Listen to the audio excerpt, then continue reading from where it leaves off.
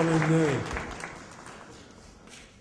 Zonja dhe zotrin, sot të gjithë jemi pjesëmarrës në një manifestim të jashtëzakonshëm kulturor, politik, do të thosha dhe historik.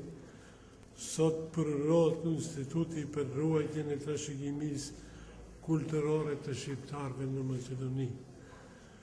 Rastet e këtilla japin kuptim politikës, demokracisë dhe angazhimit të njeriut në rrafshin shoqëror.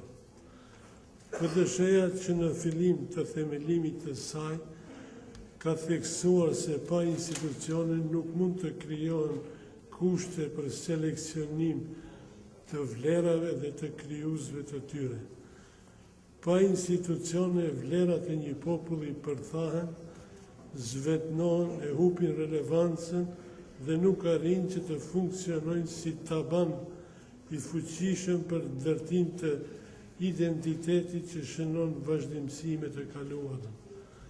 Një popull pa institucione të kësaj natyre e hup efikasitetin dhe motivin për ruajtje të së kaluarës që shpihet detyrimisht drejt asimilimit.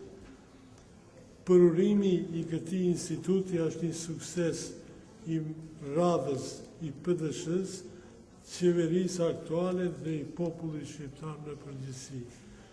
Mesazhi është i qartë. Vlerat e popullit shqiptar institucionalizohen. Shkrimtari i madh gjerman Goethe vlerësonte lart themelimin e institucioneve të kësaj natyre. Ai ishte i mahnitur nga vlerat antike, përkatësisht nga harmonia në mes të elementit apolonik, racional dhe atij dioniziak emotiv të njeriut të periudhës antike. Ai një pjesë të madhe të jetës së tij i kushtoi hulumtimit të kësaj çështje, duke qenë i bindur se qytetërimi perëndimor, duke zhvilluar vetëm dimensionin apolonik të qenjes së njeriut, ka devijuar.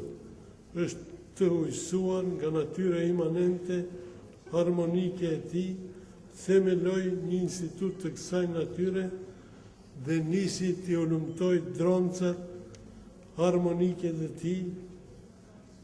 Ai ishte i bindur se fragmentet e kësaj harmonie të mahnitshme do t'i gjejnë në gojdanat e popujve të gatishullit ilirik.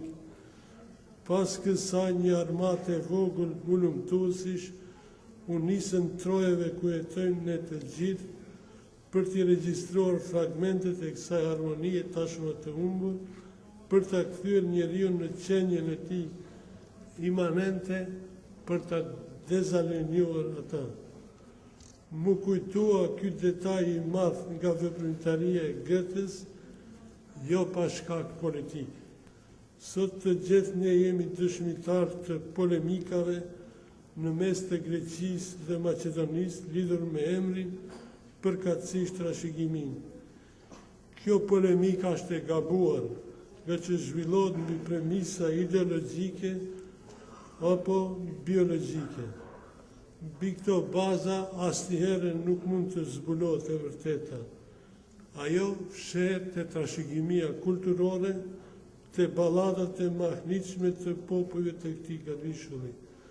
Ndoshta hulumtimet e mirëfillta do të dëshmojnë, pa marrë parasysh gjuhën, se e vërteta anon ose nga pretendimet greke, ato shqiptare, pse jo edhe ato maqedonase. Ky institut jam i bindur se duke mbledhur, skeduar dhe ruajtur trashëgimin kulturore të njeriut, njëherësh do ta ruajë edhe dëshmin, vulën e vërtet të së kaluarës. Ju falenderoj.